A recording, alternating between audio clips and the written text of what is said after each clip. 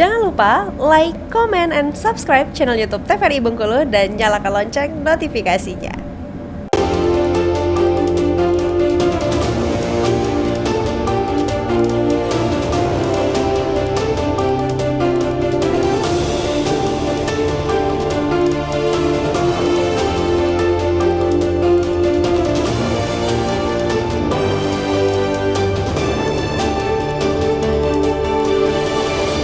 Terima kasih Anda masih bersama kami di Berendo TVRI Bengkulu, masih dengan tema yang sama terkait dengan pilkada dan juga persiapannya. Sudah hadir bersama kita ya, dari tadi BEM Unihas nih, Aldi Rizky Dermawan. Tapi kalau dari Aldi sendiri nih sebagai anggota BEM sendiri, ada nggak sih kegiatan yang mungkin dilakukan menjelang pilkada ini agar mungkin para mahasiswa dan juga mahasiswi bisa paham nih ya terkait dengan siapa saja paslon-paslon yang nantinya hadir dan juga visi-misinya seperti apa gitu.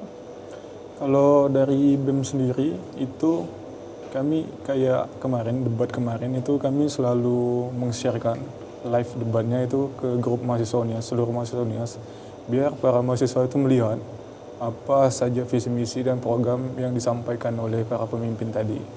Itu upaya kami dalam mengasih informasi lah, biar para mahasiswa juga melek informasi tentang ini kan, bukan sekedar nyoblos saja gitu kan.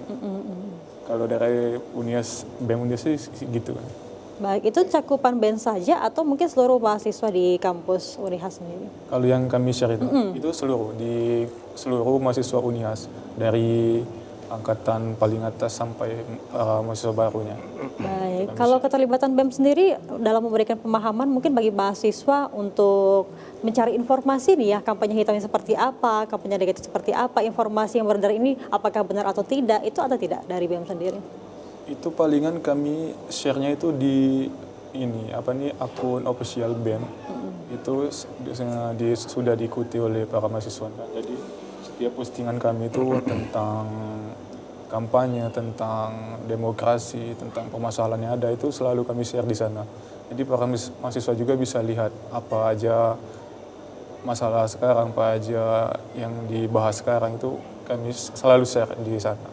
Baik, kalau pandangan Pak Asep sendiri dengan tindakan yang sudah dilakukan dari BEM Unihas sendiri, apakah ini sudah efektif untuk bisa memahami mahasiswanya terkait dengan visi misi atau mungkin mengenal ya sosok dari pilgubnya sendiri ya? Iya, saya tidak tahu persisnya ya.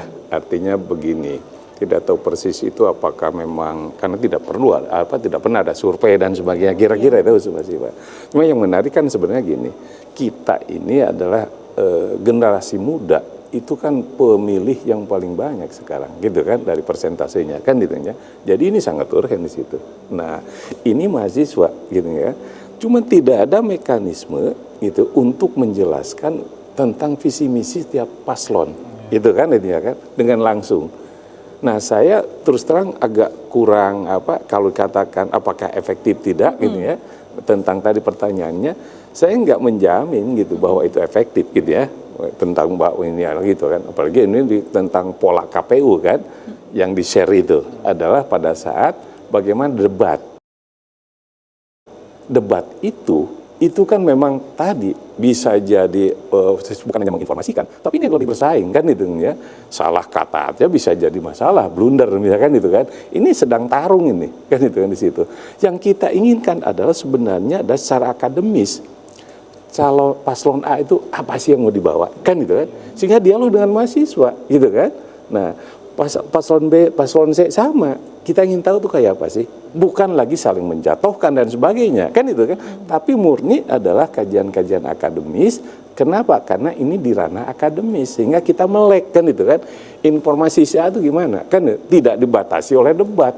Kalau debat kan itu terbatas sekian menit kan itu, menit udah itu nggak bisa kan itu kan ya, beda gitu. Nah, ini bukan acara debat tapi betul-betul seperti sosialisasi atau seminar atau apapun namanya. Anda mau ngapain sih? Kira-kira itu kan, tanya nanti oleh mahasiswa, mungkin oleh dosen dan sebagainya, sehingga ada diskusi intens itu. Kita kan di debat aja nggak ada diskusi kira dengan audiens kan gitu.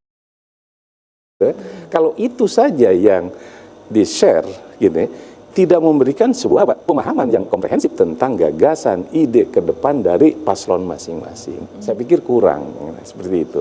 Tapi ini dalam artian bukan dalam bentuk kampanye ya Pak ya, tapi sosialisasi.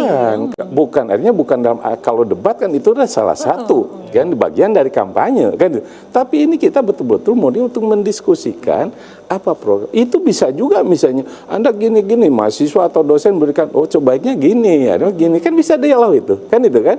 Karena bukan untuk menjatuhkan gitu, tapi untuk mendiskusikan ide-ide besar apa yang dibawa.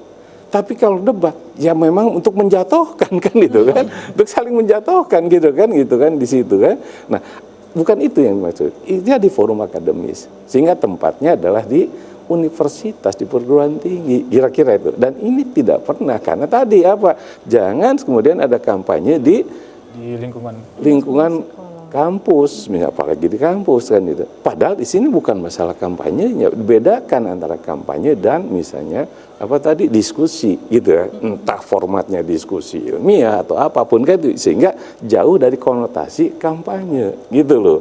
Ya, bukan juga masalah nempel-nempel. Oke, kalau masalah nempel itu segala macam baliho itu memang bagus lah. Jangan sampai ada terprovokasi kan itu kan.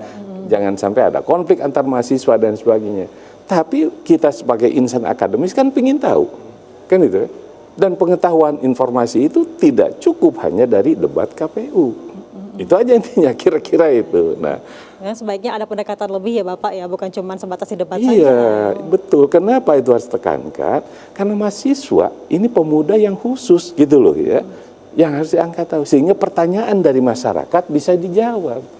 Kalau seperti tadi, ya saya juga nggak tahu. Bahkan ada yang berapa calon nggak tahu juga lah, kan aneh gitu loh. Pasalnya berapa? Nah kira-kira itu. Nah sosialisasi ini apa sampai nggak ke masyarakat? Apalagi dalam konteks kita di sini masyarakat kan itu ya, belum tentu kan ya.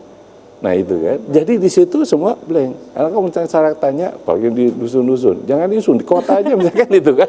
Iya. Nah gitu. Jangan cuma di kampus doang tuh ya, tapi di desa-desa pelosok pun juga seharusnya ada pendekatannya. Artinya di sini peluang-peluang pragmatis muncul, bukan masalah apa, bukan masalah visi misi program itu jauh. Tidak sampai, kira-kira itu. Pak Asep dan juga Aldi, kita jeda dulu. Nanti kita bahas lagi setelah jeda pariwara berikut ini. Tetap bersama kami di Berendo TVRI Bengkulu.